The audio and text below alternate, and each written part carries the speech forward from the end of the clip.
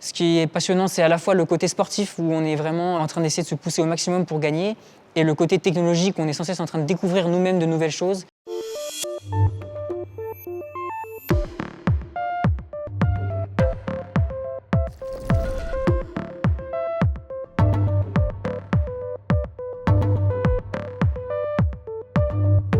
Je suis Julien Gendreau, j'ai 26 ans et je suis actuellement ingénieur système pour le programme Peugeot Sport au WEC. Mon parcours, ça a été de commencer par un DUT mesure physique en alternance à Orsay. Et donc mon alternance, je l'ai fait ici au sein de PSA Motorsport, qui est maintenant devenu Stellantis Motorsport. C'était pour moi une grande opportunité de rejoindre le grand monde du sport auto, surtout dans des marques qui m'ont fait rêver quand j'étais plus petit. Suite à mon alternance, j'ai été pris dans l'équipe Peugeot Sport en 208 WRX sur le programme de rallycross. J'ai continué par le WRC, ensuite la Formule E pour ensuite atterrir en WEC avec Peugeot Sport. Je suis ingénieur système dans le programme, donc à la fois en essai et en course.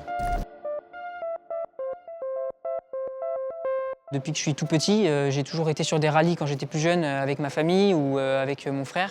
J'ai commencé le karting à l'âge de 7 ans, maintenant je fais du rallye en championnat de France, donc j'ai toujours baigné dans ce milieu-là. J'ai jamais pensé plus que ça à faire autre chose que du sport automobile, donc ça a toujours été la chose que je voulais faire. Quand j'étais petit, il y a eu le film Cars, il y a eu le film Rush, tous ces films-là de sport automobile qui ont boosté ma passion pour le sport automobile. Les principaux défis techniques pour un ingénieur système, c'est de faire en sorte que tout communique dans la voiture. C'est-à-dire que le volant communique avec la partie software de la voiture, que la console aussi communique, que le moteur puisse bien répondre, que tout rentre pleinement dans le logiciel, que tout soit bien compris et qu'à la fin, on arrive à en ressortir à la fois de la performance, mais aussi de la facilité de conduite pour nos pilotes. Le but du jeu à la fin, c'est de pouvoir gagner la course. La technologie et la performance, c'est à la fois deux alliés, mais aussi deux ennemis, parce que souvent, on peut penser qu'amener de la technologie, ça va forcément nous amener de la performance, mais parfois, on se trompe. Parfois, il faut savoir revenir à des choses plus simples. Action! La configuration d'un volant elle va se passer en 5 étapes. La première étape, ça va être la réunion pour savoir quelles évolutions on va amener et qu'est-ce qu'on va faire dans le volant. La deuxième étape, ça va être la programmation. On va avoir une troisième partie qui va être le test. Il y a juste l'ordinateur, le volant qui communiquent entre eux. On essaie de voir si les améliorations qu'on a amenées ne provoquent pas de bugs et fonctionnent comme on le veut. Ensuite, on va l'emmener au simulateur. Les ingénieurs qui sont au simulateur vont pouvoir rouler avec, ou alors, encore mieux, si on a un pilote à disposition, il va pouvoir venir essayer la nouvelle configuration du volant. Et la dernière étape, c'est de pouvoir mettre le volant dans la voiture. On part en déverminage avant de partir sur une séance ou une course. Et on va vérifier que cette fonction est bien mise en place et qu'elle fonctionne parfaitement. Au niveau de l'expérience de conduite, nous, pour les pilotes, on va avoir deux interfaces majeures qui vont être le volant et la console embarquée. Donc, dès que les pilotes vont avoir un besoin spécifique, on va pouvoir en parler entre nous, savoir si on peut amener des améliorations sur le volant, ça peut être des améliorations visuelles ou tout simplement une nouvelle fonction qu'on va amener au volant. Donc, le but du jeu, c'est de faire en sorte que le pilote il se sente bien, qu'il ait toutes les informations à disposition et qu'il puisse vite les interpréter. Nous, on a la particularité d'utiliser qu'une seule configuration pour tous nos pilotes, que ce soit les mêmes pilotes d'une voiture ou même sur les deux voitures différentes, on a toujours la même configuration à l'intérieur du volant. Donc le but dans ça, c'est que quand un pilote va nous donner une indication de ce qu'il voit au volant, on va tout de suite savoir où est-ce que ça se passe sur le volant, qu'est-ce qui peut bien se passer, et on ne va pas avoir à réfléchir ah bah c'était le pilote qui est dans la voiture, donc la température elle est à tel endroit et pas à tel endroit. Le but du jeu à la fin, c'est que tout le monde soit content de la configuration sans avoir à se poser de questions des différences de préférence entre les pilotes sur des couleurs ou sur des tailles de chiffres, des polices, etc. De notre côté, on va avoir un système en forme d'entonnoir, c'est-à-dire que tous les ingénieurs vont travailler de leur côté pour avoir leur partie technologique, leur partie performance, mais aussi fiabilité. Nous, on fait en sorte que toutes les données soient concises, simples, précises, et qu'il y a à la fin une seule personne qui s'adresse au pilote. Ça va être l'ingénieur voiture qui va s'occuper de ça.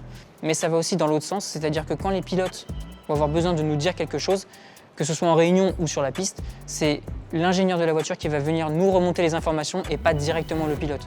Sauf dans des cas très exceptionnels comme si par exemple j'ai fait une programmation d'un volant et que j'ai besoin d'un ressenti vite de ce que le pilote a pu voir dans la voiture, je vais aller directement lui demander, mais c'est vraiment des cas très mineurs. Depuis 2022, on a mis en place un système de télémétrie en 4G, donc on n'a plus besoin d'installer tout un système de Wi-Fi. On passe directement par un cloud qui nous est renvoyé directement sur les PC. Donc ça nous permet de faciliter l'installation, de faciliter aussi les dépannages et ça nous permet d'avoir beaucoup plus de données.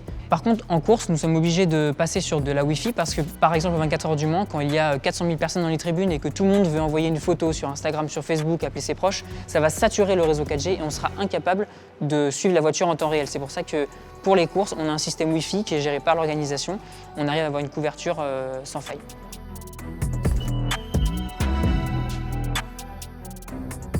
Ce qui est passionnant, c'est à la fois le côté sportif où on est vraiment en train d'essayer de se pousser au maximum pour gagner et le côté technologique où on est sans cesse en train de découvrir nous-mêmes de nouvelles choses et apporter de nouvelles choses au sport automobile.